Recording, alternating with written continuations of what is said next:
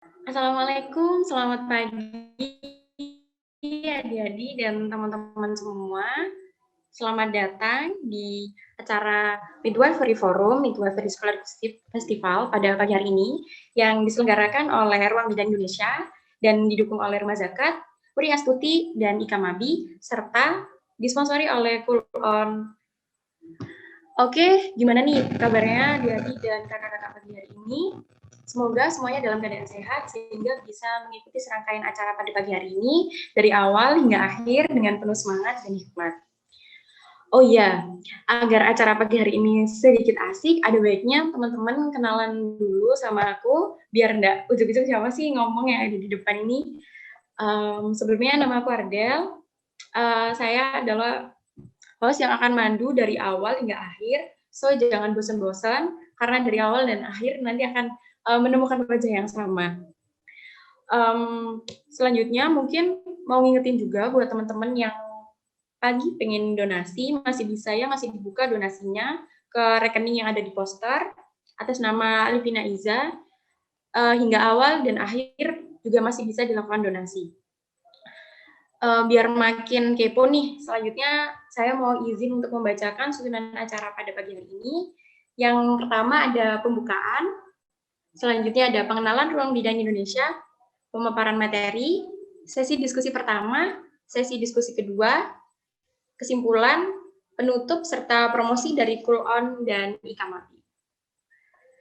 Baik, sebelumnya juga saya izin untuk membacakan susunan acara, membacakan aturan pada pagi hari ini. Yang pertama, peserta dilarang untuk spam chat saat sesi pemaparan materi dan diskusi sedang berlangsung.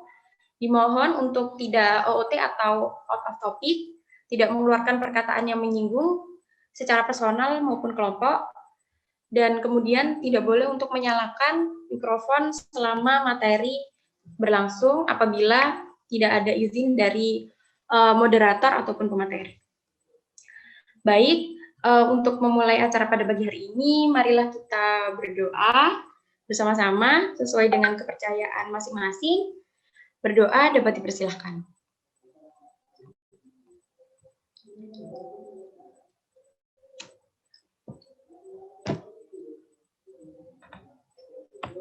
Tiada kata cukup untuk berdoa. Memasuki acara selanjutnya, mungkin teman-teman udah pada kepo nih, apa sih Ruang Bidan Indonesia? Nggak berapa lama lagi, untuk pengenalan dari Ruang Bidan Indonesia, waktu dan tempat dipersilahkan.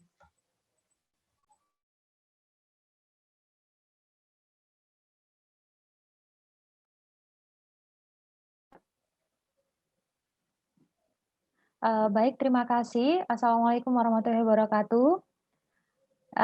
Selamat pagi dan salam sejahtera untuk teman-teman semua yang hadir pada pagi hari ini. Jadi, alhamdulillah pada kesempatan yang insya Allah berbahagia ya, karena pagi yang cerah di hari libur begitu teman-teman di sini semua bisa berkumpul, kemudian untuk mendapatkan informasi dan saling sharing pengalaman terkait beasiswa. Nah, di sini saya, Erni Rosyita Dewi, mewakili teman-teman dari Ruang Bidan Indonesia ingin memperkenalkan sedikit mengenai, profil kami. Jadi apa, siapa, dan, mengapa Ruang Bidan Indonesia ini, ada begitu. Next. Next, ya, jadi bisa dikatakan bahwa Ruang Bidan Indonesia ini merupakan, sebuah platform begitu ya, kami ingin membentuk sebuah komunitas, untuk para bidan di Indonesia, yang mana tujuan kami untuk mendukung dan mengembangkan kapasitas, bidan untuk meningkatkan skill mereka, kapasitas mereka untuk meningkatkan, pelayanan maternitas, yang mana memang bidan ini memang concern-nya di sana. Dan, bisa dikatakan bahwa, Ruang Bidan Indonesia ini masih ya bisa dikatakan masih newborn ya, karena masih baru lahir, Juni 2020,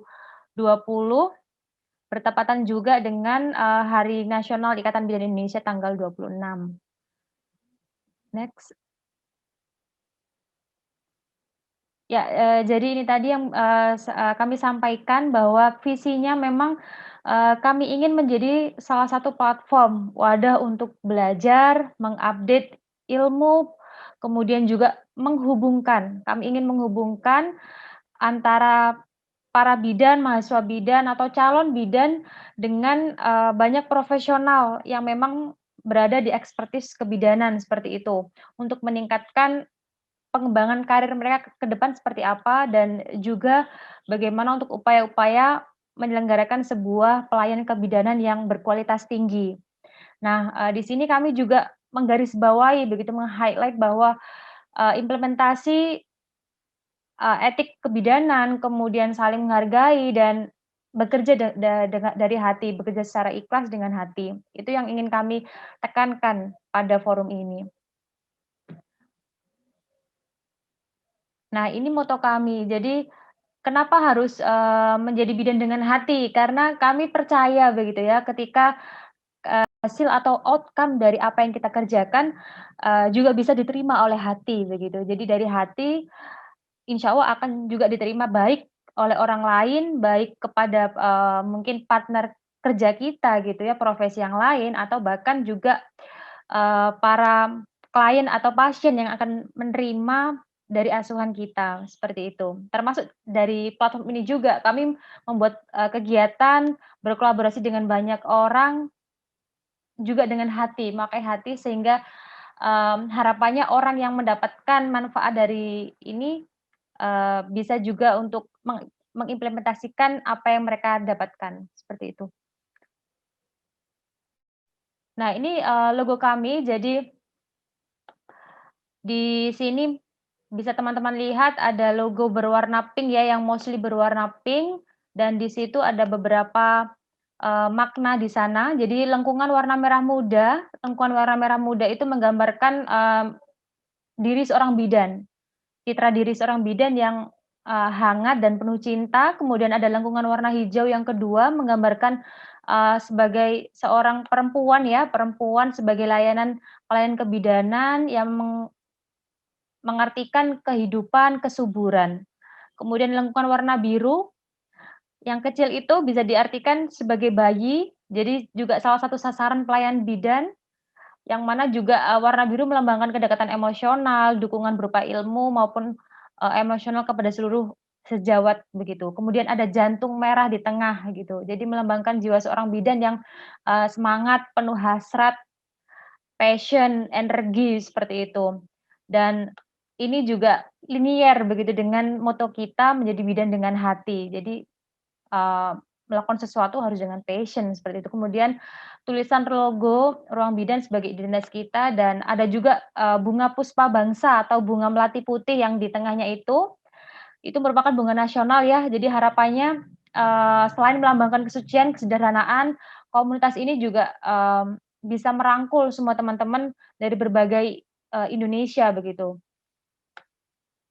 Kemudian, ada menjadi bidan dengan hati. Nah, ini yang moto yang ingin kami gaungkan, yang ingin, kami tekankan dan kami saling mengingatkan begitu, baik kepada teman-teman maupun kepada diri kami sendiri. Next.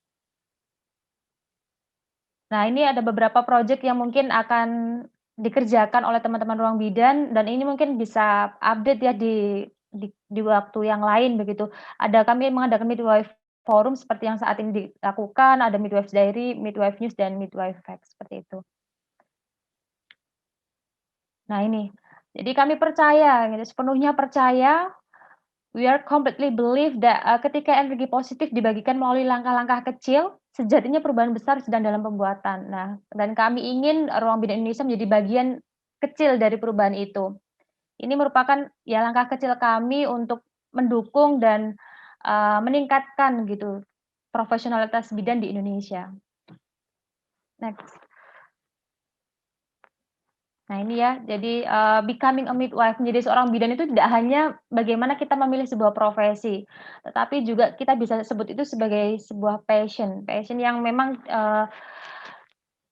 bisa dikatakan ketika kita melakukan sesuatu itu penuh dengan energi, dan kita bisa menyalurkan energi itu tidak hanya untuk kita, tapi orang yang berinteraksi dengan kita juga akan mendapatkan energi yang sama, begitu. Jadi kami sangat percaya bidan itu memiliki potensi, memiliki, posisi yang sangat strategis untuk menyelenggarakan, sebuah pelayanan yang excellent, dan kami dukung itu melalui wadah-wadah untuk development mereka. Next. Nah ini beberapa orang ya, meet our people, jadi beberapa orang yang mungkin sering mengerjakan, ada Bidan Dwi Izzati sebagai project advisor kami, kemudian saya sendiri, kemudian ada Bidan Vita Ratnasari, ada Bidan Nur Anissa, ada Bidan Dana, dan Bidan Iza. Dan kemungkinan mungkin di next project mungkin akan ada rekrutmen baru dan lain sebagainya, mungkin masih kami pertimbangkan. Mungkin seperti itu. Nah, bisa tetap terhubung dengan kami. Jika ada saran, ada yang ingin ditanyakan, bisa langsung kontak kami melalui sosial media. Mungkin seperti itu. Terima kasih. Baik, terima kasih untuk Kak Erni atas pemaparan dan pengenalan dari Ruang Bidan Indonesia. Alhamdulillah teman-teman selangkah lebih kenal ya dengan siapa sih penyelenggara acara yang luar biasa pada pagi hari ini. Baik, selanjutnya adalah sesi yang paling ditunggu-tunggu. Tapi sebelumnya izinkan saya untuk membacakan CV moderator yang akan menemani teman-teman dari awal materi hingga sesi diskusi.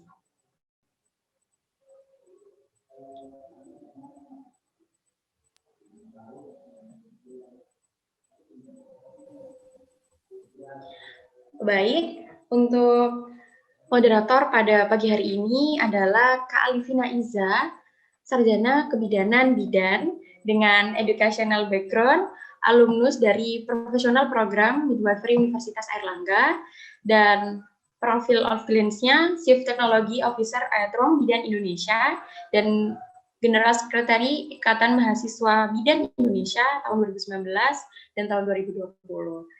Biar makin dekat sama Mbak Iza, kita langsung sapa Kak Iza yuk. Halo Kak Iza, selamat pagi.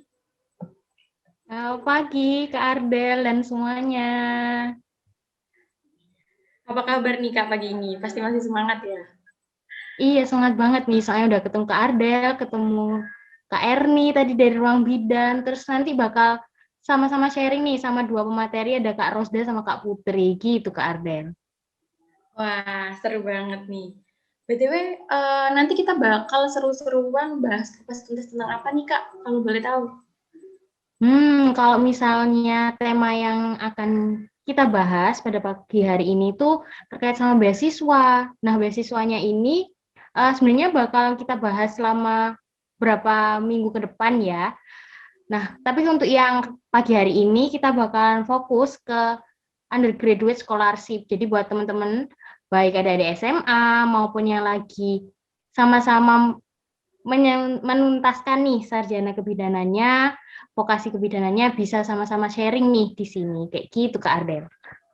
Wah, dengar topiknya aja udah langsung semangat nih. Baik, untuk mempersingkat waktu, mungkin untuk sesi selanjutnya saya serahkan ke Kak Iza selaku moderator. Silakan Kak Iza. Oke, terima kasih Kak Ardel. Sekali lagi nih aku mau sapa sama teman-teman semuanya. Di sini yang on cam baru sedikit nih. Mungkin teman-teman yang lain bisa sama-sama on cam biar sama-sama dapat semangatnya nih dari dua pemateri kita. Ada Kak Rosda, ada Kak Putri, kayak gitu. Jadi pagi hari ini sesuai dengan tema yang sudah mungkin teman-teman sering baca ya dari poster yang sering di-share, itu yaitu Ignite Your Zeal and Make Your Dreams Come True. Gitu. Jadi semoga dengan pagi hari ini kita sama-sama sharing, kita juga sama-sama bisa menggapai impian-impian kita. Gitu. Jadi pagi hari ini kita udah kedatangan nih dua pemateri, ada Kak Rosda sama Kak Putri. Tapi kurang afdol nih kalau misalnya belum aku kenali nih, siapa sih Kak Rosda, siapa sih Kak Putri gitu. Mungkin dari teman-teman operator bisa bantu buat aku juga kenalin siapa sih pemateri hari ini lewat CV yang udah disiapkan.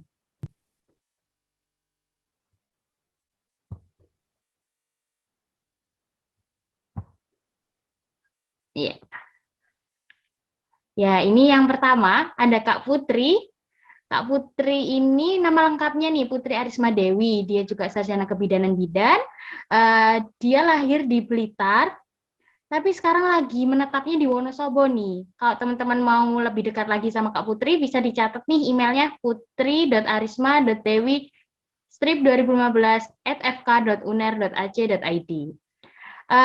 Untuk educational background-nya dari SD sampai SMA ternyata di Blitar Kak Putri ini. Terus habis itu untuk program sarjana dan profesinya di Universitas Airlangga. Nah, untuk pengalaman organisasi kayaknya yang ditulis sama Kak Putri di sini tuh masih sedikit sih. Padahal pengalaman organisasi Kak Putri ini banyak banget sebenarnya. Di sini yang ditulis Himpunan Mahasiswa Midwifery Universitas Airlangga, BEM KMFK UNER, dan juga Unit Kegiatan Tari dan Karawitan UNER. Terus untuk penghargaannya ada penerima beasiswa bidik misi nih. Nah, ini nanti kayaknya yang bakal di-sharing sama Kak Putri. Kemudian Kak Putri ternyata juara 1 Tari Beregu Nasional Folklore Festival, kemudian pimpinan produksi Tobacco International Karawitan Competition, dan juga tim koreografer Tangkai Lomba Tari Festival Seni Mahasiswa Indonesia Jawa Timur. Nah, ini udah kenalin nih Kak Putri. Boleh nih Kak Putri disapa dulu teman-teman yang udah hadir. Assalamualaikum teman-teman semuanya. Waalaikumsalam. Nah, ini teman-teman Kak Putrinya. Oke, kita lanjut ke materi kedua ya. Aku kenalin juga nih Kak Rosda. Ya, jadi dari teman-teman operator bisa bantu share. Ya, ini dia Kak Rosda. Rosda Rodiana. Bener ya Kak Rosda ya? Apa salah nih aku nyebutnya? Oh, udah bener. Oke. Kak Rosda ini lahir di Magetan November 97. Nah, ini juga bisa teman-teman catat nih emailnya kalau misalnya mau lebih dekat lagi sama Kak Rosda. rosda.rodiana2017@fk.uner.ac.id. Oh, Kak Rosda ini ternyata SD-nya di Madiun, SMP sama SMA-nya di Ngawi. Dan S1-nya, sampai sekarang masih S1, sama-sama bareng teman-teman yang lain nih sepertinya. Menyelesaikan S1 kebidanannya dan Kak Rosda di Universitas Airlangga. Iya, wah ini sama nih kayaknya. Emang Kak Putri sama Kak Rosda ini suka merendah nih. Pengalaman pengabdian masyarakat dan penghargaannya yang ditulis cuma sedikit ini di sini. Pengalaman pengabdian masyarakatnya adalah asisten meja dokter bakti sosial HMI, anggota DPA dan pengobatan gratis PECI, volunteer persiapan masuk PTN BAT Surabaya. Kemudian untuk penghargaannya, penerima program beasiswa santri berprestasi Kemenak RI, nah ini yang bakalan di-sharing sama Kak Rosda. Kemudian pimpinan redaksi proyek buku antologi Plexus Memoralia Biro Literasi BMKMFK UNER, kontributor penulis di beberapa buku nasional. Oke, Kak Rosda bisa disapa teman-teman yang udah hadir. Assalamualaikum warahmatullahi wabarakatuh. Salam kenal semuanya. Waalaikumsalam. Salam kenal juga Kak Rosda. Oke. Tanpa berlama-lama lagi, kita langsung ke pemateri yang pertama, yaitu oleh Kak Putri. Tapi sebelumnya aku mau ngingetin nih buat teman-teman semuanya, kalau misalnya ada pertanyaan, bisa banget teman-teman tulis di kolom chat, atau nanti ketika sudah masuk ke sesi diskusi, teman-teman bisa langsung raise hand, biar langsung bisa komunikasi sama Kak Putri atau Kak Rosda. Gitu. Oke, waktu dan tempat aku persilakan buat Kak Putri. Terima kasih Kak Alifina Iza. Sebelumnya saya ingin menyapa semuanya. Assalamualaikum warahmatullahi wabarakatuh. Waalaikumsalam warahmatullahi wabarakatuh. Alhamdulillah kita bisa berkumpul di ruang bidan di acara forum ini. Saya berterima kasih banyak sudah dikasih kesempatan buat sharing-sharing di acara Midwest Forum kali ini. Semoga apa yang kami sampaikan nanti bisa mengena di hati, bermanfaat, seperti itu. Amin. Mungkin bisa langsung kita mulai aja ya Kak Iza. Oh ya, boleh. Ini bisa dibantu nih sama teman-teman operator nih buat PPT-nya Kak Putri yang udah disiapin. Ya, mungkin nanti nggak terlalu banyak untuk materi detailnya ya. Kita banyakin sharing ngobrolnya aja. Oke, tadi sudah dikenalkan oleh Kak Iza. Saya ingin kenalan sedikit lagi biar kita makin kenal, makin sayang gitu ya. Saya Putri, saya lahir dan besar di Blitar. Namun 1 tahun terakhir ini saya dan keluarga pindah ke Wonosobo. Jadi misal nih ada teman-teman dari Wonosobo, Jawa Tengah, kita boleh banget nih kumpul. Gitu. Ya, saya punya hobi menari tradisional. Makanya sebenarnya ini jadi hal yang membingungkan ketika saya lulus SMA, pengen lanjut kuliah apa. Di satu sisi saya pengen banget jadi seniman tari, tapi saya juga nggak mau apa yang saya pelajari 3 tahun di SMA tuh terbuang sia-sia. Akhirnya nyemplung ke bidan. Gitu. Dan ini moto saya pegang kuat, cuma masih berusaha untuk bisa jujur dan maksimal. Gitu. Oke, selanjutnya. Oke, karena saya dari bidik misi, di mana bidik misi ini sebenarnya bukan beasiswa. Bidik misi ini lebih ke bantuan untuk melanjutkan pendidikan dari yang SMA untuk kuliah, kayak gitu. Mungkin di sini ada banyak adik-adik dari SMA, Kak Iza?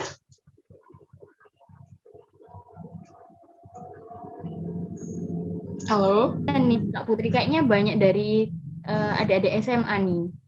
Oke, alhamdulillah kalau gitu. Bagi adik-adik yang lulus SMA atau sekarang udah masuk perkuliahan, coba kita flashback dulu ya. Mungkin ini lulus SMA mau ngapain, mau kerja atau mau kuliah, pasti ini jadi satu hal yang sangat dipertimbangkan bagi saya dulu juga dan kami-kami yang memang dulu kondisi ekonominya belum seberuntung yang lain. Misal mau kerja, mau biar nggak membebani orang tua, biar bisa berpenghasilan sendiri, ikut bantuin orang tua, sebenarnya juga jadi satu hal yang bagus ya, sama-sama punya niat yang bagus. Cuman, kalau kita dengan kondisi ekonomi demikian, pengen kuliah, sebenarnya juga bukan hal yang salah. Kuliah pengen menambah ilmu, pengen mengupgrade dirinya, nanti pengen jadi kebanggaan orang tua, meningkatkan taraf hidup keluarga. Saya pikir ini juga jadi niat yang bagus. Jadi kenapa harus ragu untuk kuliah gitu. Selanjutnya. Oke, jadi di tahun saya kebetulan memang ada bidik misi. Jadi bidik misi ini adalah bantuan dana pendidikan dari pemerintah bagi teman-teman lulusan SMA atau sederajat yang memiliki potensi akademik baik, namun kondisi ekonominya belum seberuntung yang lain. Dan bidik misi ini memang bersumber dari APBN.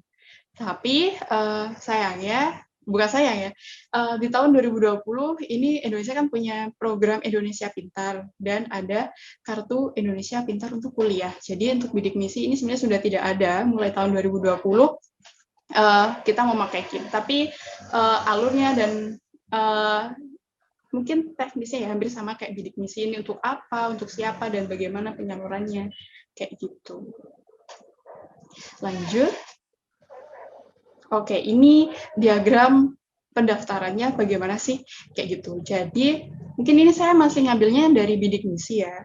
Kalau dulu kami bidik misi, kami didaftarkan dari sekolah. Jadi kami didata dari sekolah, kami menyiapkan berkas-berkasnya, termasuk surat keterangan dari kantor desa, kayak gitu ya. Terus nanti dari sekolahan kita direkomendasikan. Dari direkomendasikan itu kita dapat kayak nomor akses buat melengkapi data-data di webnya bidik misi. Nah, ini memang terpisah dari daftar SNMPTN. Kemudian nanti ketika kita sudah keterima di perguruan tinggi, bakal ada verifikasi mahasiswa bidik misi, misalnya dari wawancara, seperti itu. Nanti kalau memang kita layak, dari universitas akan diajukan, dan mungkin tinggal menunggu pengumumannya, kayak gitu. Cuman sekarang sudah bukan bidik misi lagi namanya, jadi Kartu Indonesia Pintar Kuliah. Nah, itu sama, kita tinggal, kalau bidik misi dulu dari Ristek Dikti ya, kalau sekarang KIP kuliah itu langsung dari Kemendikbud, kayak gitu. Terus tinggal kita pertamanya mengisi memasukkan nomor induk kependudukan, nomor induk siswa nasional, dan nomor pokok sekolah ke lamannya KIP kuliah itu, Kemendikbud, kemudian nanti akan diverifikasi data kita. Kalau sudah dari Kemendikbud KIP kuliah itu, kita akan dapat nomor akses. Nomor aksesnya akan kita masukkan ke lamannya lagi, dan kita melengkapi data-data di webnya itu. Kemudian sama, nanti kita tinggal daftar SNMPTN, SBM, atau Mandiri. Nanti ketika sudah diterima di perguruan tinggi, oleh perguruan tinggi kita juga akan diverifikasi kayak gitu. Terus nanti memang jika memenuhi syarat-syarat, kita insya Allah bisa keterima bidik misi ya. Jadi mahasiswa dengan bidik misi. Terus bidik misi atau KIP ini mengcover apa aja sih? Jadi bebas biaya pendidikan, kemudian juga ada bantuan biaya per bulan selama kuliah. Seperti itu. Lanjut. Oke. Nah, tadi kan soal bidik misinya. Mungkin saya pengen tahu dari teman-teman peserta di sini, apa sih yang kalian bayangkan tentang seorang bidan? Kenapa kalian pengen kuliah kebidanan? Mungkin boleh dibantu Kak Iza, saya pengen dengar 1-2 pendapat dari teman-teman peserta. Gitu ya Kak Putri, oke. Ya. Ini boleh deh dari teman-teman peserta buat raise hand dulu nih, kemudian nanti bisa kita perbolehkan untuk berbicara. Nah, jadi buat teman-teman yang mau jawab pertanyaan dari Kak Putri bisa raise hand dulu.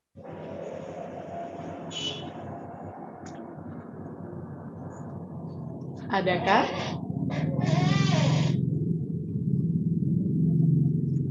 Halo teman-teman. Wah, kayaknya nih saking seriusnya nih Kak Putri. Ya, kita Sampai pada lupa cara saya pengen buat raise tahu. hand. Atau dari Kak Iza nih.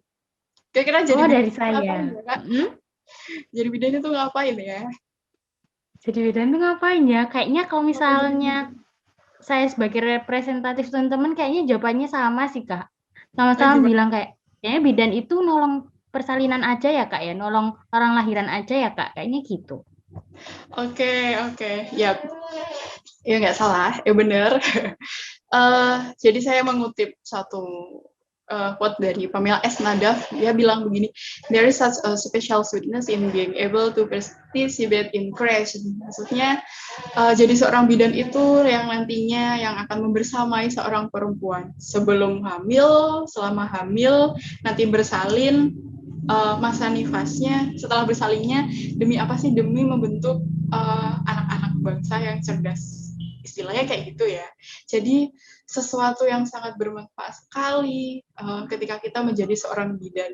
Kan katanya sebaik-baiknya manusia adalah mereka yang bermanfaat untuk sekitarnya. Menjadi seorang bidan, insya Allah akan selalu dekat dengan ibadah, selalu dekat dengan hal-hal yang bermanfaat kayak gitu. Jadi satu pilihan yang tepat jika teman-teman saat ini yang SMA nih pengen kuliah kebidanan, ataupun sekarang yang sudah masuk kebidanan tapi masih galau, bener nggak ya aku di kebidanan, atau yang sekarang sedang menyelesaikan tugas akhirnya mungkin. Jadi semangat, insya Allah ini jadi jalan ibadah kita dan sesuatu yang sangat bermanfaat gitu. Jadi nggak usah ragu lagi untuk masuk kebidanan, karena kalau misal kayak kondisinya seperti kakak dulu yang kondisi ekonominya belum seberuntung yang lain, udah deh nggak usah dikhawatirkan soal biaya, karena pemerintah sudah menyanakan program Indonesia Pintar itu, di mana ada KIP kuliah, ada bidik misi, dan banyak beasiswa yang lain. Tinggal kitanya aja yang mantap, yang niatnya dimantepin lagi buat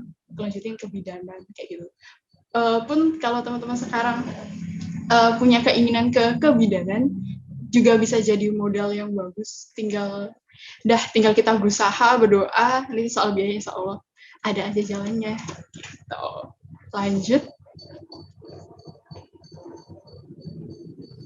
Ini ada lagi nih dari Bidan Robin, dalam bukunya Bidan Alami. Bidan Robin ini yang punya yayasan Bumi Sehat yang ada di Bali, bilang begini, jadi seorang menjadi bidan hanya karena Tuhan memanggilnya, hanya dengan mencintai dan memelihara ibu serta bayi, kita melindungi generasi masa depan untuk percaya, mencintai, dan hidup dalam damai.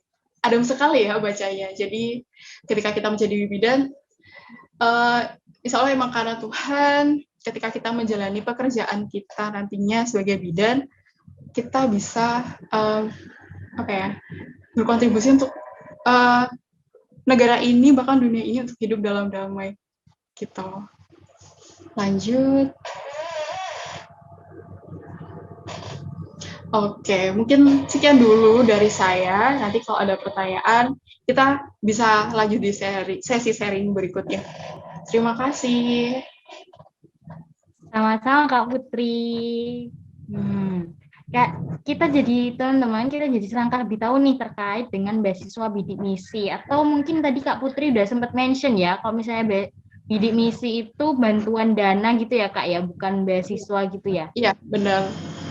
Jadi negara pengen pemerataan pendidikan itu merata gitu. Jadi kita sebenarnya nggak usah khawatir soal biaya. Insya Allah masih banyak beasiswa yang lain juga, termasuk bidik misi atau aktif kuliah ini kayak gitu. Sama ini mungkin saya mau bilang ada satu quotes yang sangat menarik dari teman saya. Sebenarnya dia ada di sini. Jadi kalau kita masih maju mundur, aduh kuliah itu mahal ya. Aduh gimana ya nanti biayanya. Tapi aku pengen banget kuliah. Dah, kamu pengen kuliah itu jadi hal yang bagus, yang jadi modalnya kita istilahnya. Jadi teman saya pernah bilang kayak gini, mungkin menurut kita itu nggak mungkin, kayak nggak mungkin ya misalnya, aduh kuliah itu kan butuh biaya lain-lain, kayak nggak mungkin deh kuliah. Tapi menurut Allah tuh sangat mungkin. Ya udah tinggal kita mantepin niat kita punya modal yang apa, usaha, belajar yang rajin, biar bisa keterima SNMPTN-nya dulu. Soal keterima beasiswanya, kalau kita memang sangat membutuhkan, ya kita jujur sama diri kita sendiri, kita membutuhkan, ya ayo kita berusaha, kayak gitu. Gitu Kak Iza. Oke. Wah, selangkah lebih pintar lagi nih kita setelah sharing-sharing sama Kak Putri. Oke, tanpa berlama-lama, kita lanjut ke sharing. Kita ngebahasnya sharing ya, berarti bukan jadi pemateri ya Kak ya, Kak Putri dan Kak Rosda. Oke, kita sharing yang kedua bareng sama Kak Rosda. Waktu dan tempat aku persilahkan. Baik, terima kasih banyak kepada Iza atas waktu dan kesempatan yang diberikan.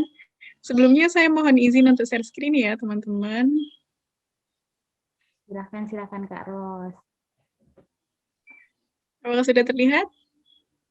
Kayaknya masih loading sih Kak Ros ini. Masih tulisannya masih akan. Nah, ini udah. Oke deh. Bismillahirrahmanirrahim. Assalamualaikum warahmatullahi wabarakatuh. Waalaikumsalam warahmatullahi wabarakatuh. Ya, selamat pagi kakak-kakak, teman-teman, dan adik-adik semua. Semoga senantiasa dalam lindungan Allah Subhanahu wa Ta'ala.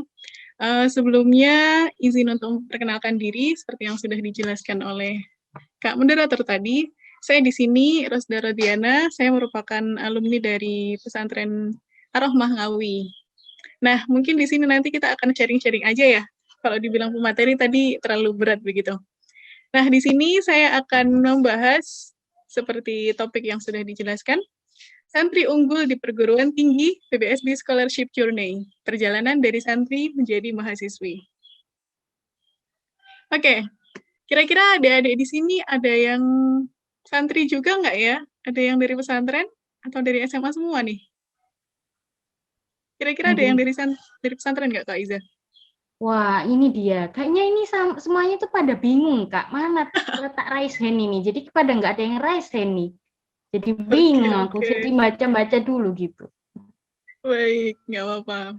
Ya, entah itu adik-adik dari SMA maupun dari pesantren, mungkin sharing kali ini semoga bisa membantu untuk memberikan gambaran begitu ya. Santri bisa jadi mahasiswa nggak sih?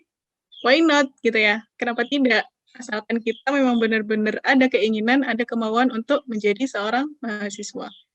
Nah, ada salah satu program yang ini sebenarnya sudah sejak lama, cuman mungkin belum semua orang tahu, terlebih para santri-santri yang notabene-nya memang tidak ada fasilitas handphone, tidak ada fasilitas internet seperti itu ya.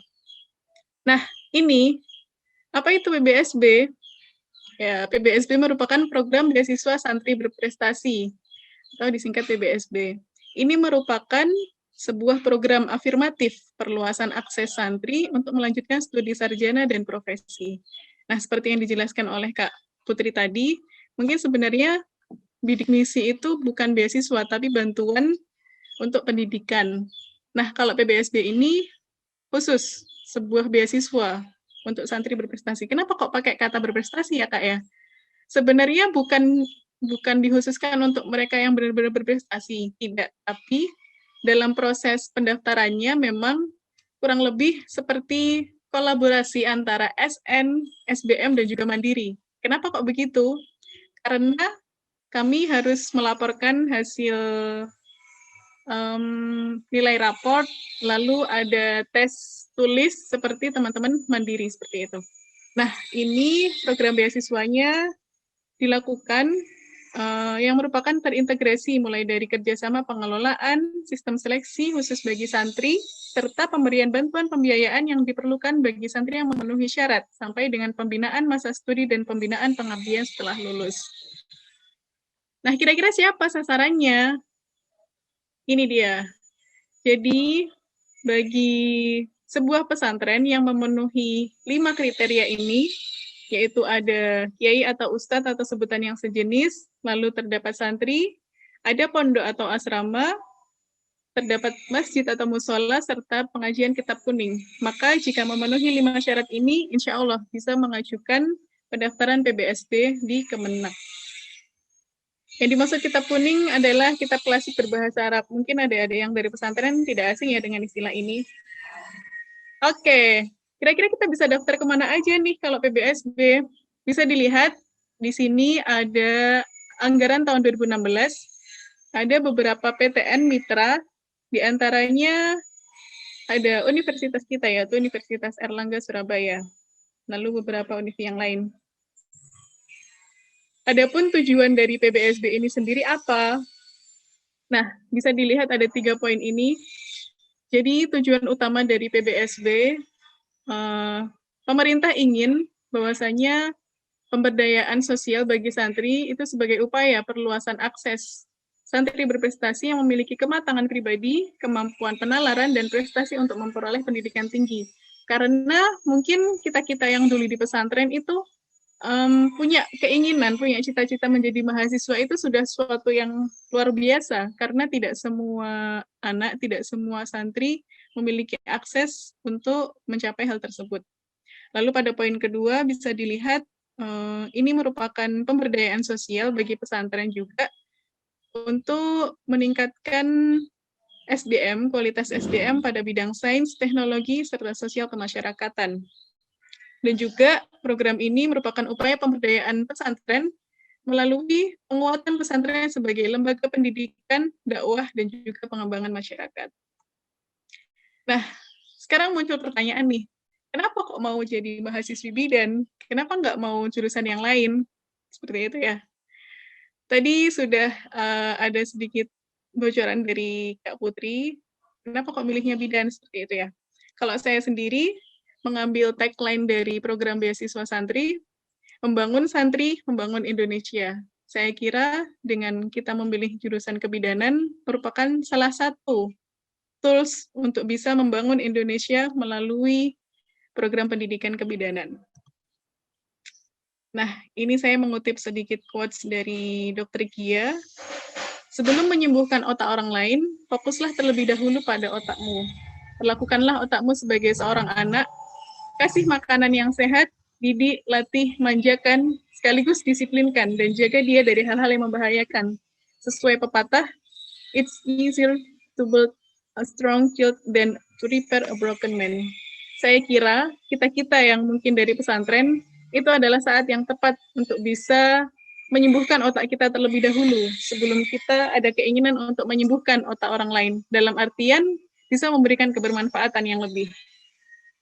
Nah, mungkin bagi adik-adik yang masih di tingkat SMA atau tadi santri-santri seperti itu ya, kita harus bisa menemukan alasan dulu. Kira-kira habis lulus nanti kita mau ngapain ya? Nah, di sini ada beberapa poin yang saya tuliskan. Ini berdasarkan mungkin cerita dan pengalaman dari teman-teman saya pribadi.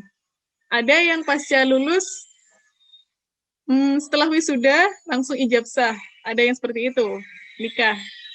Mungkin santri identik dengan nikah muda seperti itu ya, tapi tidak semuanya.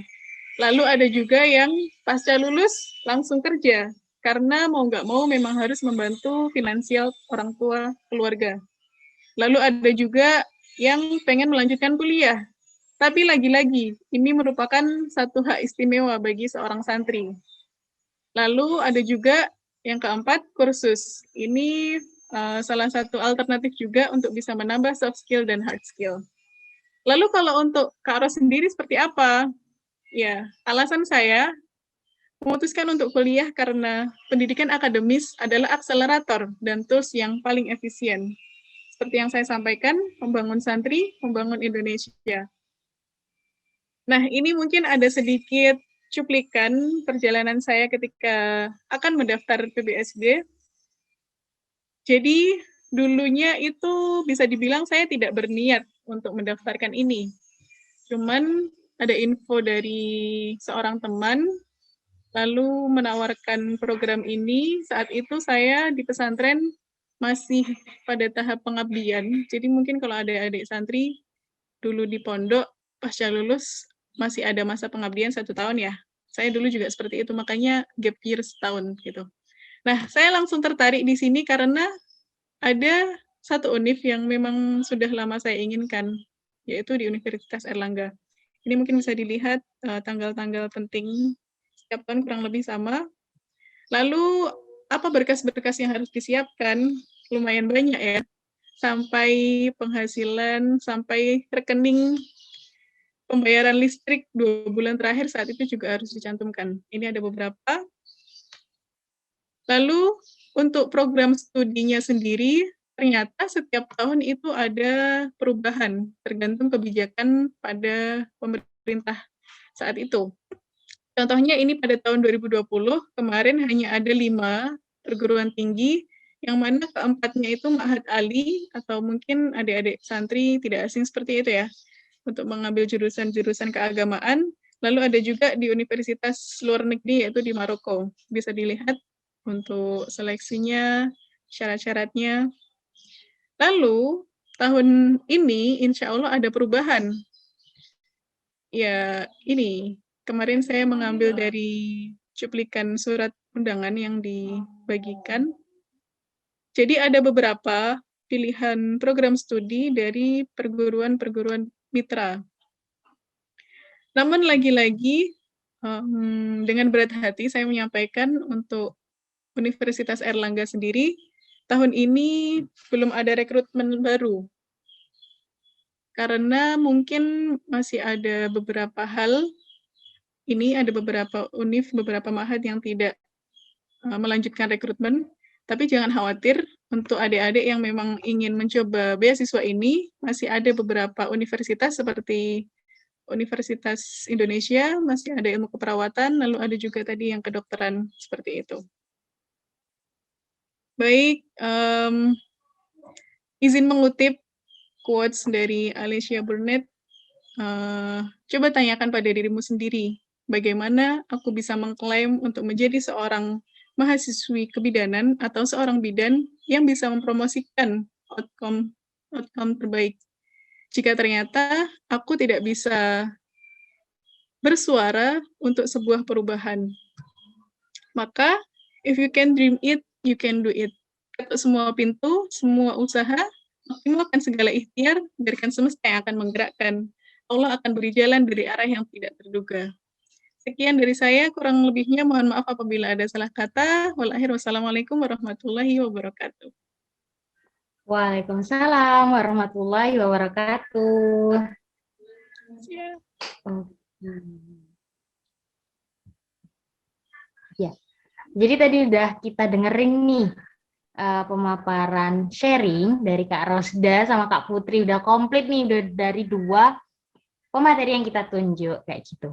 Jadi ini mau tanya nih buat teman-teman semuanya nih, kalau misalnya ada pertanyaan, kalau mau kepo-kepo nih terkait sama beasiswa undergraduate, baik itu buat teman-teman ya, yang masih SMA maupun yang udah jalan nih, Kak, aku udah separuh jalan nih buat menyelesaikan proses sekolahku waktu kuliah, boleh banget tanya di kolom chat, atau misalnya kurang greget, Kak, aku males nih buat ngetik, nggak apa-apa banget buat teman-teman semuanya untuk raise hand kayak gitu. Nah, mungkin sambil nunggu pertanyaan dari teman-teman nih, Kak Rosda, Kak Putri, aku nih juga ada beberapa pertanyaan nih. Boleh nggak sih aku langsung tanya ke Kak Rosda sama Kak Putri? Boleh. Silakan, Kak. Oke. Aku juga langsung tanya ke Kak Putri ya, nggak apa-apa ya Kak Putri? Boleh, monggo. Oke. Jadi ini pertanyaannya sih kayaknya karena aku kepo banget sih sama dua beasiswa yang kakak tadi sebutkan. Bener nggak sih Kak, kalau misalnya beasiswanya kakak itu nggak bisa kalau misalnya aku udah semester 2 gitu, semester 3, maksudnya nggak aku yang dari SMA gitu nggak bisa ya Kak? Oh, oke. Izin menjawab ya. Jadi kalau bidik misi atau KIP kuliah itu setahu saya dan emang dari dulu emang diperuntukkan dari lulusan SMA, SMK sederajat yang akan melanjutkan ke kuliah. Nah, ketika sudah di perkuliahan bukan lagi kayak gitu. Cuman kadang ada yang kayak sudah menerima bidik misi, kemudian dia harus keluar atau cuti atau apa, sehingga itu udah nggak keterima, sudah tidak menerima bidik misi, padahal biaya bidik misi masih ada, nah itu bisa kita bisa daftar untuk mendapatkan itu. Setahu saya dulu kayak gitu. Cuman kalaupun tidak bukan bidik misi atau KIPKA, di kampus biasanya ada juga bantuan, itu namanya beasiswa PPA itu. Gitu. Oh, gitu ya Kak Putri. Jadi kalau selain bidik misi yang bisa teman-teman daftar itu beasiswa PPA gitu ya? Iya, cuma saya belum terlalu banyak ini tentang PPA, cuma tahu teman-teman mendapatkan PPA itu juga pas sudah masuk kuliah di semester, bukan semester awal-awal lagi, jadi dia di tengah-tengah semester memang membutuhkan biaya, jadi dia bisa mengajukannya lewat kemahasiswaan, kayak gitu. Oke, siap-siap. Terus kalau dari Kak Rosda bisa nggak sih Kak, beasiswanya kakak itu kita apply waktu udah jalan kuliahnya gitu? Izin menambahkan ya. Jadi untuk PBSB maupun bidik misi sebenarnya sama ya. Ini adalah beasiswa yang diperuntukkan bagi yang masih di tingkat SMA atau sederajat menuju di perkuliahan seperti itu. Karena untuk sistematika alur pendaftaran bla bla bla itu sebenarnya yang mendaftarkan dari pihak sekolah. Jadi mengajukan berkas-berkas bla bla bla persyaratan itu lewat sekolah seperti itu. Cuman jangan khawatir, sebenarnya kalau adik-adik santri atau adik-adik SMA yang punya hafalan, kalau memang sudah menjadi mahasiswi di Universitas Erlangga, itu disediakan beasiswa tahfidz. Jadi ada dia itu kalau punya hafalan 5 juz, nanti ada sertifikasi, ada tesnya. Nanti kalau lolos, itu bisa mendapatkan beasiswa 1 semester secara gratis. Jadi kalau teman-teman adik-adik di sini punya hafalan 30 juz dan setiap semester mengikuti beasiswa itu, insya Allah 6 semester tanpa mengeluarkan biaya pendidikan. Kurang lebih seperti itu. Gitu, oke. Dari Kak Putri sama Kak Rosda kita jadi tahu lagi nih teman-teman, bahwasannya beasiswa itu nggak cuma bidik misi sama beasiswa santri berprestasi, tapi ternyata juga ada beasiswa lain nih. Ada beasiswa PPA tadi yang disebutin sama Kak Putri, dan juga ada beasiswa tahfidz yang disebutin sama Kak Rosda, kayak gitu. Oke. Jadi semakin terbuka ya setelah kita ikut forum sharing pada pagi hari ini. Oke, ternyata ini ada pertanyaan nih Kak Rosda sama Kak Putri. Dari pertanyaan yang udah di-submit di waktu registrasi. Aku izin bacakan ya Kak Rosda, Kak Putri. Jadi, jadi dari kebidanan itu kan ada jalur vokasi, ada jalur sarjana nih Kak. Vokasi itu buat teman-teman yang mungkin sering kita dengar tuh D3, terus yang sarjana itu kan bisa S1 maupun D4. Nah, beasiswa Kak Rosda sama Kak Putri itu bisa nggak sih di-apply buat teman-teman yang vokasi gitu? Gitu, jadi buat teman-teman D3 gitu bisa nggak? Ya, ini tadi Kak Putri udah duluan nih, sekarang Kak Rosda deh yang jawab duluan. Ya, Kak Rosda dulu. Kita balapan unmute-nya ya. Sorry, kepencet lagi. Ya, kalau dari vokasi ke sarjana, saya kira untuk yang PBSB ini belum bisa ya, karena kembali lagi, mau tidak mau itu adalah sejak tingkat SMA baru ke perkuliahan. Seperti tadi definisi yang sudah saya sampaikan, dari Kemenak itu memfasilitasinya untuk proses sarjana dan profesi. Jadi mau nggak mau kayak memang dari awal banget seperti itu. Kalau untuk dari vokasi belum bisa. Mungkin kalau Kak Putri bisa memberikan jawaban lain. Oke.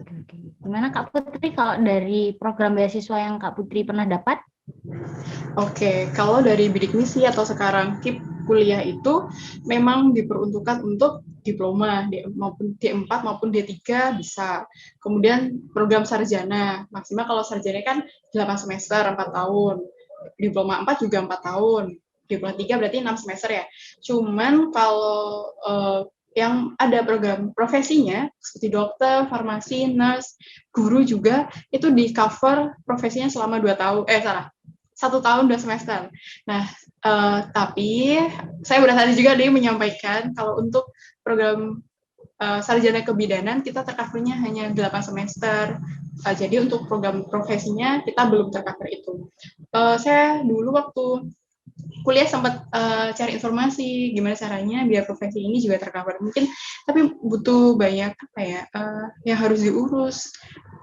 Alurnya bukan dari mahasiswa aja, harus mungkin dari prodi atau bahkan univ-univ yang menyelenggarakan program profesi kebidanan itu juga harus bersatu buat mengajukan itu kayak gitu.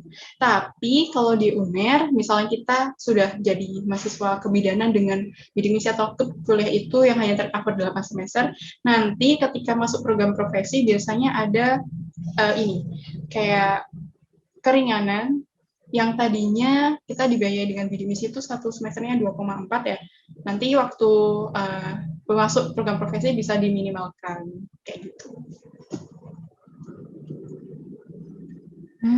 Gitu ya Kak Putri. Berarti kalau misalnya buat teman-teman vokasi D3 dan mungkin sarjana terapan untuk D4 bisa ya berarti apply untuk beasiswa bidik misi atau sekarang apa tadi Kak namanya? Kartu Indonesia Pintar untuk kuliah. KIPKA. Iya, benar. Oke. Siap. Terus ini ada lagi nih Kak, pertanyaan. Masih dari form yang udah dikumpulkan. Bagi dong Kak tips lolos beasiswa menurut Kakak gitu. Jadi boleh deh, siapa dulu nih? Mau sulit dulu Kak? Kak Rosda sama Kak Putri nggak bisa di online ya, jadi nggak bisa suit ya. Dari Kak Rosda lagi deh. Play-nya ya Mbak ya? Iya, tipsnya gitu. Bisa lolos tuh sampai sekarang bisa dapat beasiswa tuh gimana sih Kak caranya gitu? Oke. Mungkin saya tidak akan menjelaskan secara detail teknisnya, tapi kalau memang pengen nyari beasiswa itu kuncinya harus benar-benar ambis nyari info beasiswa. Jadi jangan hanya mengandalkan 1, 2 atau aku udah pernah tahu ini, ya udah aku daftarin aja, jangan. Kumpulkan semua informasi, lakukan semua usaha, kalau perlu dicoba semua nggak apa-apa. Nanti masalah keterima yang mana itu baru pilihan di akhir seperti itu. Karena kita nggak tahu pintu mana yang Allah bukakan untuk kita. Termasuk saya sendiri ya, maaf. Mungkin sedikit cerita. Dulu itu saya cuman pengen bisa jadi mahasiswi, entah biayanya seperti apa, yang penting masuk kampus dulu, kayak gitu ya.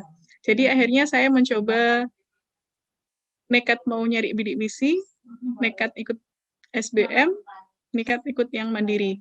Yang bidik misi, kebetulan kalau di pesantren itu memang tidak bisa mendaftarkan karena tidak terdaftar gitu ya sekolahnya.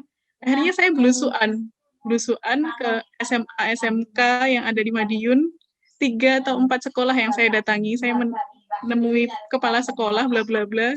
Saya tanyakan betapa polosnya saat itu ya, masih santri. Ternyata kalau mau ikut bidik misi, mau ikut atas nama sekolah itu harus menjadi siswi selama 1 tahun di sekolah tersebut. Nah, saya mikir saya udah tua, kalau semakin gap year nanti gimana gitu. Ya udah akhirnya bidik misi atau yang SN itu saya hapus. Oke, tahap kedua yang SBM. Saya coba SBM, saya cari teman, belajar otodidak, bla bla bla, yang penting ikut tesnya dulu. Entah keterima atau enggak, itu masalah akhir. Lalu yang mandiri pun juga sama, saya sudah mencari berbagai info beasiswa, saya coba iseng-iseng aja saat itu, termasuk yang beasiswa santri ini juga termasuk iseng-iseng. Jadi pas waktu saya ikut tes, posisinya saya sudah keterima di SBMPTN, sudah daftar ulang, baru ikut yang tes beasiswa santri. Jadi pas waktu mau jadi mahasiswa, itu saya punya 2 program studi, keperawatan dan kebidanan. Akhirnya saya ambil yang beasiswa ini. Nah, kuncinya apa? Kita harus punya resilience atau ketahanan diri untuk berjuang benar-benar sekuat dan semampu kita. Masalah akhir, masalah hasil itu nanti biarkan Allah yang membuka pintu. Gitu. Wah, Masya Allah. Nggak cuman masalah itu ya Kak ya, berarti nggak cuman masalah pendaftaran aja ya, tapi kedekatan kita sama Sang Pencipta itu juga Masya Allah, jadi adem nih. Oke deh. Terus kalau dari Kak Putri nih, gimana nih Kak tips lolos beasiswa menurut Kak Putri? Oke, kalau dari saya, yang pertama jujur sama dirinya sendiri. Kamu pengen apa? Ini benar-benar kamu butuhkan apa enggak? Kita layak dapat ini enggak? Kalau iya, ayo diperjuangkan gitu. Yang pertama, karena bidik misi memang bantuan ya, berupa bantuan buat kami-kami yang kondisi ekonominya waktu itu belum seberuntung yang lain. Jadi ya udah laporkan apa adanya. Terus jangan capek atau mengeluh kalau ngurus banyak surat-surat ya harus bolak-balik ke kantor desa. Tuh tadi melengkapi persyaratan habis sama kayak Dek Rosda, surat slip gaji orang tua, terus foto rumah, laporan kendaraannya, kemudian tentang listrik juga kayak gitu. Terus jujur lagi soal kondisi rumah kita, misalnya yang bidik misi itu biasanya diminta lampiran foto. Nah, kadang siswa-siswa yang ingin apply bidik misi ini, dia ngefoto rumah siapa, karena rumahnya mungkin bagus ya, dia punya mobil, punya apa. Padahal, jika kondisi kita emang sangat membutuhkan untuk kuliah, memang dananya belum ada gitu ya, misal, sementara kita mungkin punya mobil, rumahnya mungkin bagus, nggak apa-apa, dilaporin aja, apa adanya. Toh nanti ada verifikasi, kita bisa jelasin waktu verifikasi. Mungkin rumah kita memang bagus, mungkin orang tua kita memang hemat, nabung, segala macam. Punya mobil karena mungkin hadiah, mungkin peninggalan almarhum ayah kita sementara, sekarang ayah udah nggak ada, misal. Gak apa dilaporin aja. Universitas lihat itu kok. Gitu. Kemudian apa ya? Ya udah, modal kita punya modal kita bukan hanya soal uang ya. Mulai sekarang belajarnya ditekunin kayak gitu. Soalnya kita buat dapat beasiswa bidik misi ini harus keterima di perguruan tinggi dulu. Jadi gimana caranya mikirnya keterima dulu di perguruan tinggi itu. Kayak gitu. Begitu Kak Isa. Itu ya, oke.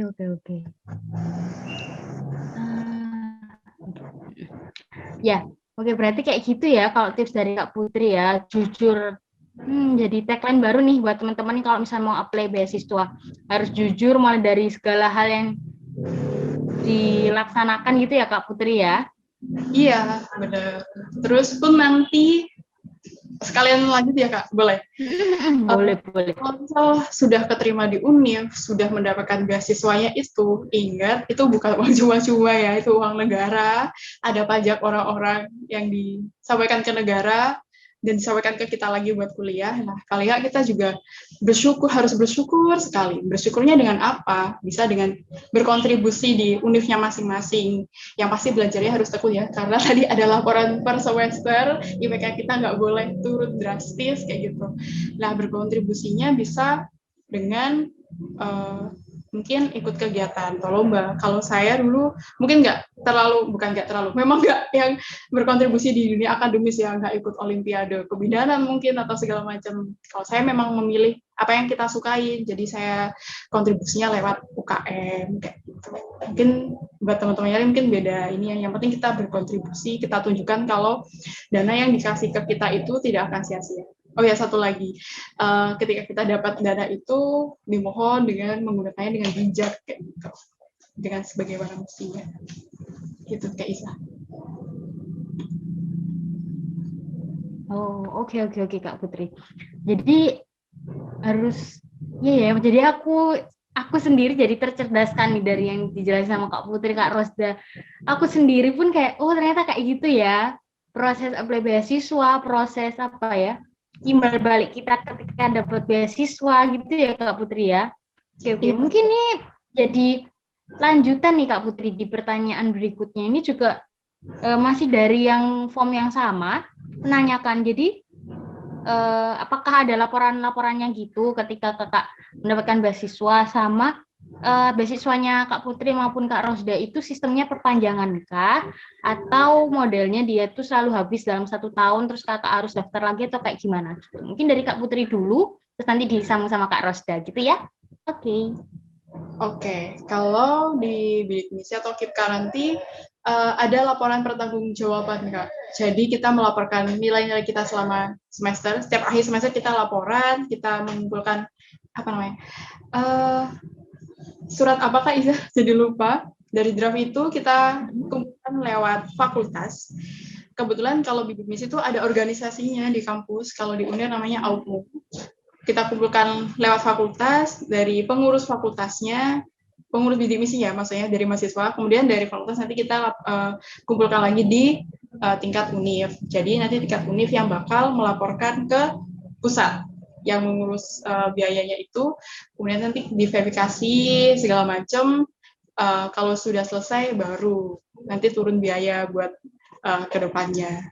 Dan kalau bidik misi ini bukan perpanjangan sih, jadi ya sudah bidik misi untuk program 4 tahun 8 semester itu tadi segitu, cuman per bulan kita harus bukan per bulan, per semester kita harus laporan nilai istilahnya kayak gitu. Oh, modelnya kayak gitu ya Kak ya. Berarti kalau misalnya bidik misi tuh ada koordinator per fakultas gitu ya Kak ya? Iya benar, kita ada organisasinya, dan organisasinya tuh lebih ke apa ya, kita sama-sama keluarga bidik misi, kita berhimpun jadi satu, mungkin mengadakan kegiatan apa, dan yang lebih ke administrasi tentang bidik misi kayak gitu, penyaluran informasi segala macam juga. Saya kira semua beasiswa mungkin seperti itu juga ya, ada organisasinya. Oke. Terus lanjut dari Kak Rosda, gimana nih Kak Rosda kalau modelnya beasiswanya Kakak? Oke, mungkin kita saling melengkapi ya. Jadi namanya beasiswa memang mau tidak mau ada laporan pertanggungjawabannya, karena itu bukan apa ya, uang negara otomatis harus dilaporkan sejelas-jelasnya begitu ya. Kalau tadi di bidik misi mungkin setiap semester, kalau di PBSB santri ini laporannya per tahun. Jadi setiap 1 tahun sekali kita melaporkan mulai dari uang yang sudah diterima, digunakan untuk apa saja, lalu juga membuat surat pengajuan untuk perpanjangan. Jadi laporan sekaligus pengajuan untuk yang baru.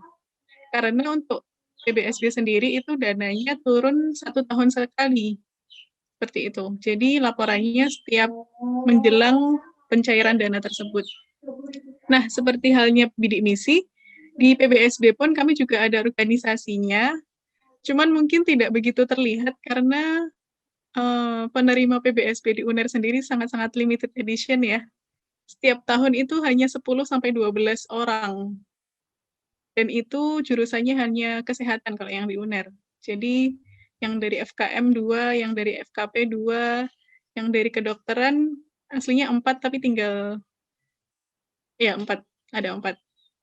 Nah, untuk organisasinya ini sendiri sama, kami organisasi yang bisa membantu proses mulai dari pelaporan sampai pengajuan dari UNIF, nanti dilaporkan ke organisasi yang tingkat nasional, nanti baru dilanjutkan ke pihak Kementerian Agama. Seperti itu.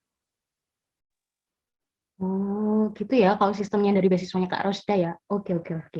Nah, gini Kak Ros sama Kak Putri, ternyata nih ada satu penanya nih. Tadi sudah chat, boleh nggak nih langsung tektokan, tanya-tanya langsung nih ke Kak Rosda sama Kak Putri. Aku persilakan ya. Ini dari Kak Zalfatina. Dipersilakan buat Kak Zalfa. Baik, Assalamualaikum warahmatullahi wabarakatuh. Apakah suara saya terdengar? Waalaikumsalam, terdengar. Sangat merdu kok, Kak Zalfa. Terima kasih kepada Mbak Iza untuk kesempatannya. Terima kasih untuk Mbak Rosda dan Mbak Putri juga sudah memberikan materi yang sangat luar biasa tentunya. Mohon izin bertanya, sebelumnya perkenalkan dulu, nama saya Zalfa, saya dari Universitas Airlangga, mahasiswa semester 6 untuk sekarang. Tadi kan sudah dijelaskan terkait dengan beasiswa santri dan beasiswa bidik misi. Nah, mungkin dari Mbak Putri atau Mbak Rosda itu ada informasi terkait beasiswa-beasiswa yang lain. Nah, kan kalau mahasiswa itu passion-nya kan berbeda-beda. Ada yang memang passion-nya ada yang di lomba, ada yang di organisasi, ada yang memang pengen kuliah aja dengan IPK yang tinggi gitu kan. Nah, mungkin di sini karena passion itu berbeda-beda. Nah, apakah Mbak Putri dan Mbak Rosda itu punya informasi terkait dengan mahasiswa yang non prestasi, maksudnya mahasiswa yang mahasiswa aktivis, karena kan setiap mahasiswa pasti punya passion-nya tadi kan. Nah, itu apakah mungkin ada informasi terkait hal itu seperti itu, karena banyak dari kami yang mungkin tidak bisa mendapatkan beasiswa bidik misi karena mungkin latar belakang keluarga yang mungkin masih mencukupi ataupun bukan dari mahasiswa yang bukan dari santri seperti itu. Nah, mungkin itu sih pertanyaan dari saya. Masukan aja atau mungkin ada informasi terkait dengan beasiswa aktivis atau beasiswa yang lain yang mungkin bisa untuk didaftarkan gitu. Terima kasih. Sama-sama Kak Zalfa. Oke. Boleh nih dari Kak Rosda dulu nih yang mungkin mau menjawab. Oke. Sebelumnya kita sudah saling kenal ya. Aku manggilnya Dek atau ya. Jadi sangat menarik sebenarnya kalau dibilang beasiswa cuman untuk yang berprestasi, saya kira tidak sepenuhnya seperti itu. Karena hari ini pun sebenarnya banyak sekali informasi-informasi beasiswa yang mana salah satu persyaratannya itu justru aktivis di kampus, aktivis di organisasi, aktivis di masjid, aktivis di lembaga-lembaga kemasyarakatan seperti itu. Nah, untuk informasinya sendiri, kalau saya mungkin sempat mencoba mendaftar juga untuk beasiswa lain ya. Selain beasiswa Kementerian Agama, saya pernah mendapatkan satu beasiswa, pernah apply juga di satu beasiswa lain, cuman belum lolos. Sebagai mahasiswi mungkin kita pinter-pinternya nyari. Sekarang di Instagram itu sudah sangatlah banyak gitu. Bahkan ada dari universitas lain yang membuka beasiswa untuk mahasiswa di Indonesia. Jadi mungkin saya sebutkan contoh ya, yang sekarang lagi buka itu beasiswa Salman, pasti Kak Iza juga tahu. Di sini juga ada kakak tingkat yang mendapatkan beasiswa itu. Nah, beasiswa Salman ini untuk para aktivis-aktivis kampus, jadi dia untuk seluruh mahasiswi di Indonesia, bukan hanya dari ITB saja. Itu satu contoh. Ada juga misal yang dari ITS, itu beasiswa asrama, beasiswa kependidikan, itu juga ada. Ada juga misal kemarin kayak di Instagram yang sering di-share bantuan pendidikan 1 bulan 500.000, 800.000. Yang biasanya kita lihat tweet-tweet teman-teman kita yang mengajukan kayak gitu kan, nah, itu banyak. Jadi saya kira selama masih menjadi mahasiswa dan memenuhi persyaratan-persyaratan, silahkan dicoba. Nggak cuma 1-2, mungkin selama ada kesempatan, bismillah. Kita nggak tahu nanti yang bakal lolos yang mana, seperti itu. Jangan sampai karena kita pernah nyoba, terus nggak berhasil, akhirnya ya wes lah, hopeless, nggak usah nyoba lagi, jangan. Selama masih jadi mahasiswa, justru terus mencoba, seperti itu. Monggo ditambahin Mbak Putri. Oke. Gimana Iza?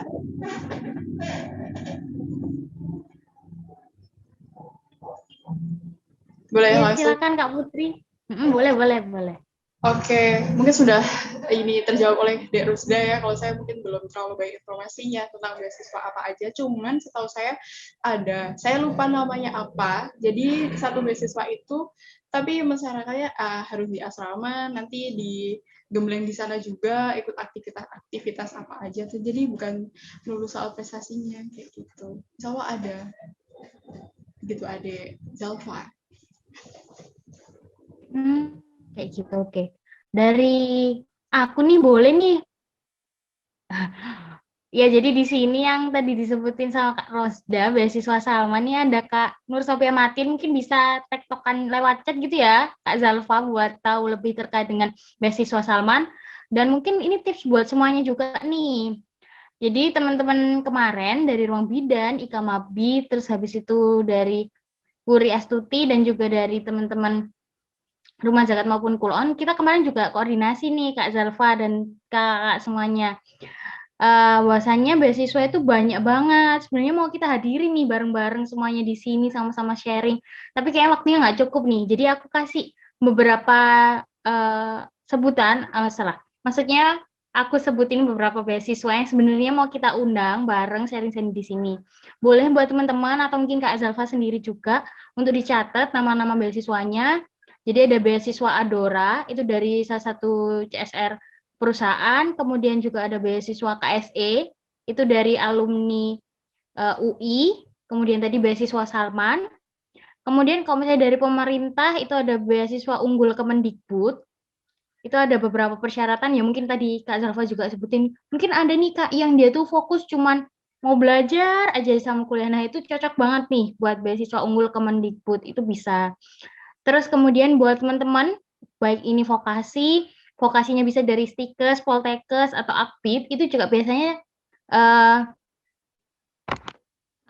ada mahasiswa berprestasi atau mawapres, itu juga bakalan dapat beasiswa dari institusinya maupun kementerian yang membawahi sekolah teman-teman semuanya.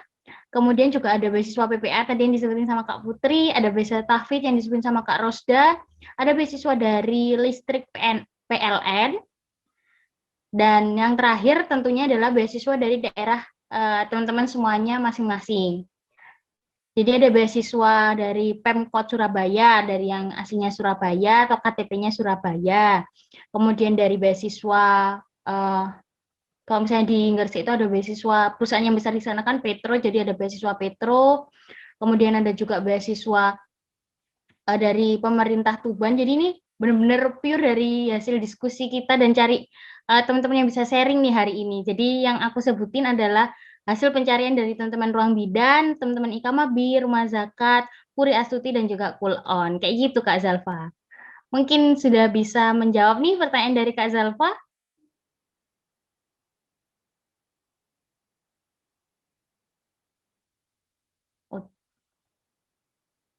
Oh iya, oke. Oke, terima kasih kepada Mbak Rosda, Mbak Iza, dan Mbak Putri untuk informasinya. Nanti mungkin saya bisa coba cari-cari lagi beasiswa-beasiswa yang bisa untuk didaftarkan terkait dengan beasiswa aktivis atau beasiswa berprestasi yang lainnya. Mungkin itu saja dari saya. Nanti kalau ada pertanyaan lagi bisa langsung menghubungi Mbak Iza mungkin ya. Oh bisa menghubungi semuanya kok yang ada di sini. Oke, baik. Terima kasih Mbak Iza atas kesempatannya. Terima kasih Mbak Putri dan Mbak Rosda juga. Oke, sama-sama Kak Zalfa. Wah, kita dapat love nih dari Ruang Bidan dari Kak Erni nih. Wah, love juga Kak Erni. Oke, jadi mungkin pertanyaan dari Kak Zalfa ini juga menutup sesi diskusi kita. Nggak terasa ya, ini udah berjalan berapa lama nih Kak Ardel? Waduh, Kak Ardel ini udah stay tune dari tadi nih nungguin kita. Wah, kok nggak selesai nih gitu. Udah lama ini kita tadi sesi tanya jawab. Kalau misalnya teman-teman masih ada pertanyaan-pertanyaan lain, jadi bisa langsung tektokan atau tanya langsung ke email yang tadi sudah di-share oleh Kak Putri maupun Kak Rosda. Atau mungkin teman-teman bisa langsung juga kepoin nih Instagramnya Kak Putri, Kak Rosda. Boleh nih Kak Putri atau Kak Rosda disebut ini nama Instagramnya biar dicatat sama teman-teman semuanya. Ya. Instagramnya sama kayak username ini, Rosda Rodiana gitu aja. Oh gitu. Oke, kalau misalnya dari Kak Putri, apa nama Instagramnya Kak? Instagram saya Putri AD03. AD-nya pakai ADE. Oke, siap. Oke, teman-teman. Jadi kesimpulan dari sharing-sharing kita pada pagi hari ini adalah kita itu nggak usah khawatir nih tentang biaya selama kita masa kuliah kita, karena insya Allah pasti akan ada jalan asal dari kita sendiri ada kemauan-kemauan untuk mencarinya. Kemudian tips tadi yang disampaikan dari Kak Putri maupun Kak Rosda adalah kita itu harus terus semangat untuk mencari informasi, kemudian yang kedua adalah juga jujur dalam setiap hal yang kita lakukan. Karena sejatinya semua apa yang kita lakukan ini juga akan dipertanggungjawabkan kepada Sang Pencipta. Mungkin itu aja nih, waktu dan tempat aku kembali lagi nih ke host kita, Kak Ardel, gitu. Oke, silakan Kak Ardel. Oke, makasih Kak Iza. Wah, luar biasa banget ya pagi hari ini. Pagi produktif banget. 1 jam aja udah dapat ilmu sebanyak itu. Sebenarnya saya sendiri juga dapat insight baru, dapat ilmu baru. Oh, ternyata ada ya gitu. Iya Kak Ardel. Oke, selanjutnya mungkin mau ngingetin juga buat teman-teman masih bisa donasi. Ini bisa donasi di rekening yang ada di layar teman-teman. Oke.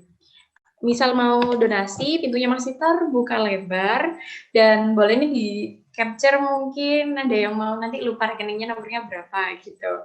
Bisa diinget-inget mungkin 1, 2, 3. Oke. Tadi kita udah ngobrol-ngobrol tentang beasiswa bidik misi, tentang beasiswa PBSB, dan pasti teman-teman masih kepo nih, karena beasiswa di midwifery itu juga masih banyak lagi selain yang tadi disebutin sama Kak Iza. Dan di scholarship festival yang diadain oleh Ruang Bidan Indonesia ini sebenarnya masih bisa dan masih banyak yang bisa kita bagikan. So, jangan sampai ketinggalan di sesi kedua, sesi ketiga, dan sesi selanjutnya di minggu-minggu setelah ini. Jadi, teman-teman stay tune di Instagram Cool On, Instagram Ikamabi, dan Ruang Bidan Indonesia tentunya. Ngomong-ngomong keren banget ya, Ruang Bidan Indonesia, dan didukung oleh Rumah Zakat, Ikamabi, Priastuti, Cool On bisa membuat acara sehebat ini. Dan kita jadi makin kepo nih, sebenarnya apa sih Ikamabi, apa sih Cool On? Mungkin teman-teman dari Ikamabi sama Cool On bisa memperkenalkan diri, bisa kasih tahu ke kita nih, apa sih sebenarnya yang bisa kita tahu dari kalian. Mungkin yang pertama dari perwakilan dari Cool On bisa dibantu.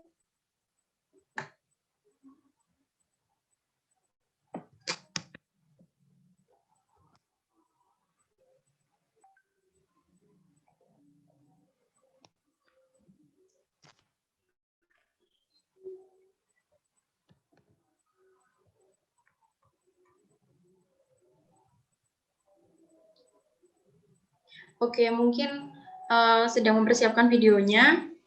Kita ke Ikamabi dulu ya, mungkin di sini udah ada dari Sekjen Ikamabi. Halo Kak Cantika. Ya, halo semuanya. Selamat pagi teman-teman semua. Assalamualaikum warahmatullahi wabarakatuh. Salam kenal semuanya. Saya Safira Cantika. Di sini selaku Sekjen Ikamabi periode 2020-2021.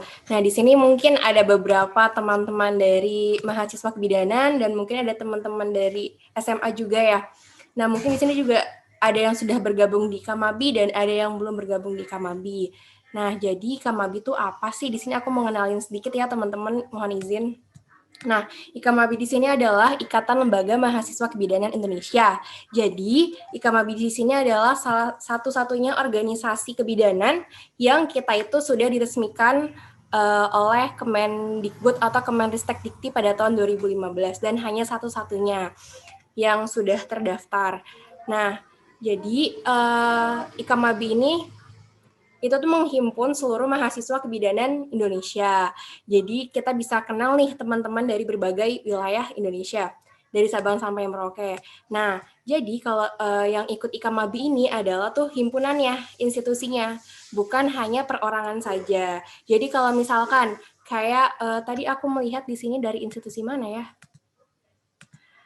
Ada yang dari Stikes Indramayu ya, ada IIN ya di sini. Nah, misalkan Stikes Indramayu ini tuh, misalkan IIN mau daftar, Kak, saya mau daftar dong jadi anggota Ikamabi. Ya, monggo banget. Tapi yang mendaftar ini bukan IIN-nya, tapi itu adalah himpunan kebidanannya. Jadi ketika himpunan kebidanannya itu sudah masuk ke dalam anggota Ikamabi, otomatis seluruh mahasiswa kebidanan yang ada di institusi tersebut sudah menjadi bagian dari anggota Ikamabi.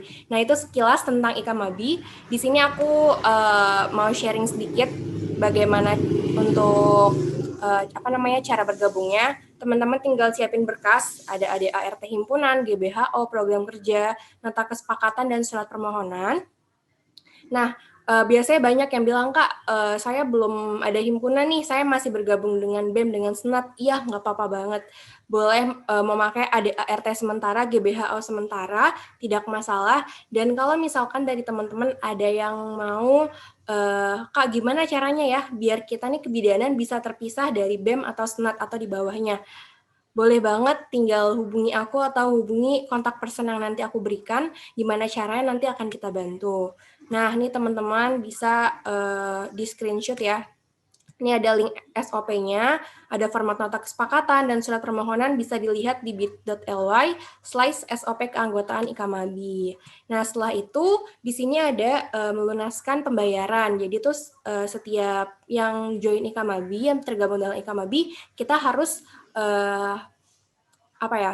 memberikan iuran keanggotaan. Kalau misalkan anggota baru itu membayarkan 350.000 per tahun, dan kalau sudah bergabung itu hanya 250.000 per tahun. Nah, gunanya untuk apa sih? Untuk operasional kegiatan IKAMABI, karena di sini kita mewadahi teman-teman, jadi dari mahasiswa kebidanan untuk mahasiswa kebidanan. Uangnya ini insya Allah nggak dipakai buat macem-macem, nggak dipakai buat pengurus, tapi benar-benar buat keanggotaan lagi. Di sini kita bakalan banyak ada program kerja nasional, ada 6 program kerja nasional, yang dimana itu mewadahi teman-teman semua, dan masih banyak proyek-proyek kecil lainnya, seperti yang sekarang ini, proyek kerjasama dengan Ruang Bidan, dengan Kulon, dengan Rumah Zakat, dan satu lagi, Cantika lupa, dengan siapa? Mohon maaf. Lalu di sini ada link pendaftarannya, bit.ly, pendaftaran IKAMABI, dan kenapa sih kok harus bergabung dengan IKAMABI, Kak? Ya, karena IKAMABI itu yang tadi Cantika bilang, kita itu adalah salah satu organisasi yang sudah diresmikan oleh Kemenristek-Dikti, yang dimana ketika nanti teman-teman akreditasi, kalau misalkan sudah mempunyai SK Sekjen, sertifikasi dari IKAMABI sendiri, itu mendapatkan nilai plus dari tim asesor dari akreditasi. Nah, nilai plus untuk himpunannya. Seperti itu. Nah, jadi untuk syarat mendapatkan SK Sekjen ini wajib mengirimkan minimal 2 delegasi untuk hadir saat Munas Rakernas IKAMABI tahun 2021. Oh iya, ini kenapa nggak ini ya? Nggak diganti. Oke, ini sebenarnya sepertinya saya salah membuka, teman-teman. Mohon maaf. Sebentar, di stop share dulu. Sorry. Jadi kaget sendiri. Ini apakah sudah yang baru? Oh, masih yang lama. Sebentar. Ya, jadi teman-teman itu harus mengirimkan minimal 2 delegasi saat Munas Rakernas 2021.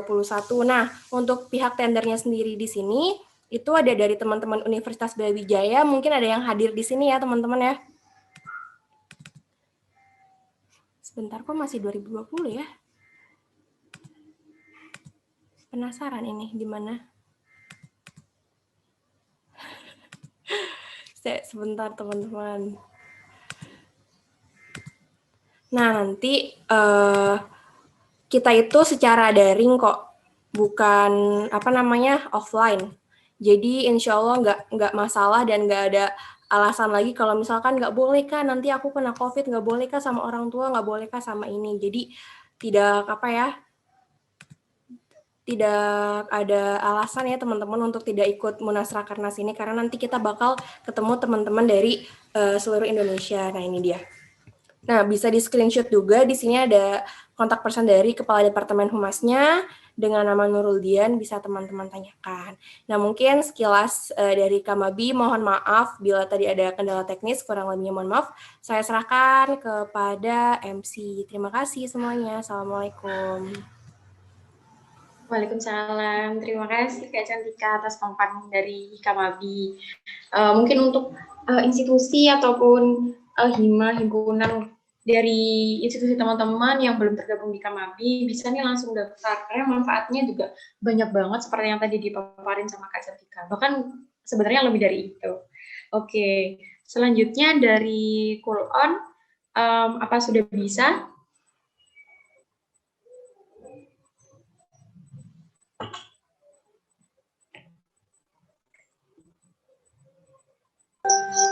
Ya, halo. Assalamualaikum warahmatullahi wabarakatuh.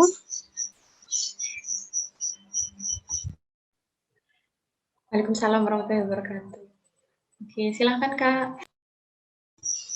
Ya, dari Kulon ini ada sedikit informasi sedikit ya tentang Kulon kuliah online. Jadi Kulon kuliah online merupakan salah satu platform edukasi. Kita di sini spesifikasinya ada di kedokteran gigi, keperawatan dan kebidanan. Mohon maaf ya agak berisik di ada suara-suara lain. Selain itu kita juga bisa memfasilitasi teman-teman yang memiliki acara atau event-event webinar, bisa banget bekerja sama dengan kami. Nah, ini ada satu video dari kami, ini mau numpang promosi ya. Saya izin share screen.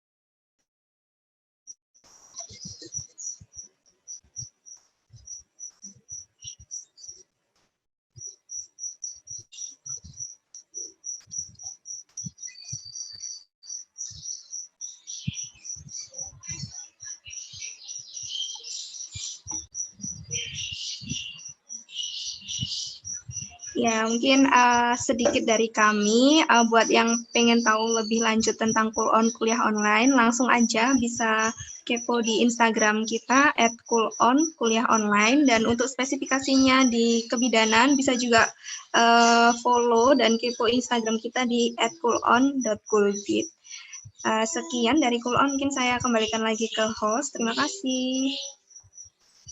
Oke, terima kasih untuk Mbak Novi dari perwakilan Kulon atas yang disampaikan nih. Jadi teman-teman makin tahu apa sih Kulon sama Ikamabi.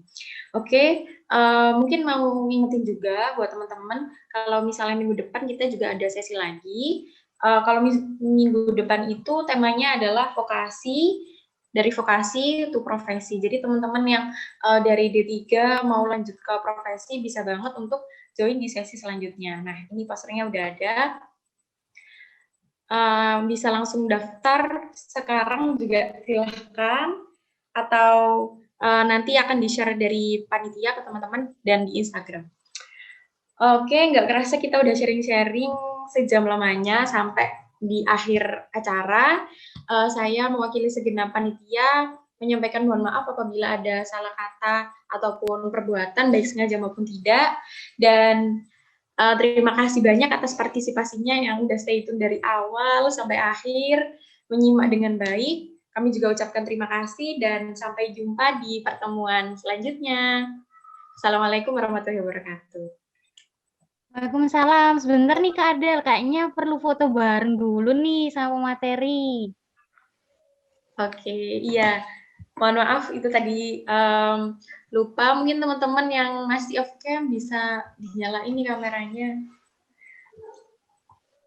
Biar kita bisa lihat wajah-wajah cerahnya habis dapat materi luar biasa.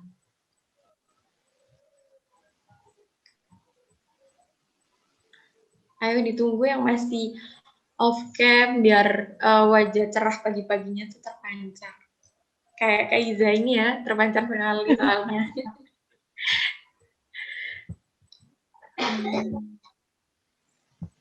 Mungkin dari panitia bisa dibantu untuk capture-nya.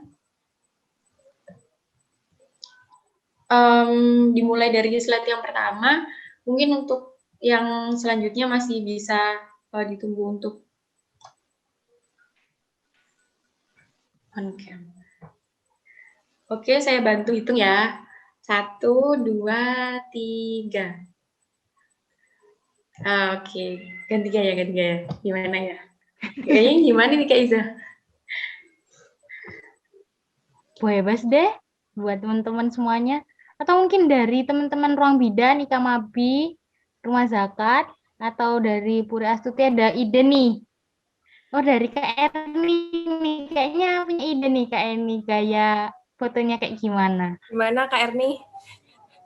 Boleh angkat sarangnya nggak sih? Oke, kita sehati berarti Mbak Erni. Ya, ayo boleh.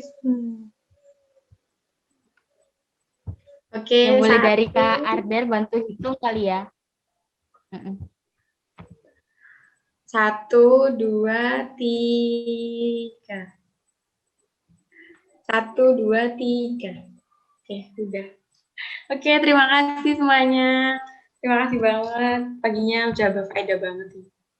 Ya, Sampai jumpa. terima kasih ya semuanya. Jangan lupa ikut yang sesi berikutnya. Insya Allah akan banyak sekali pemateri yang siap untuk membagikan ilmu dan pengalamannya. Udah gak sabar banget nih, Kak. Oke.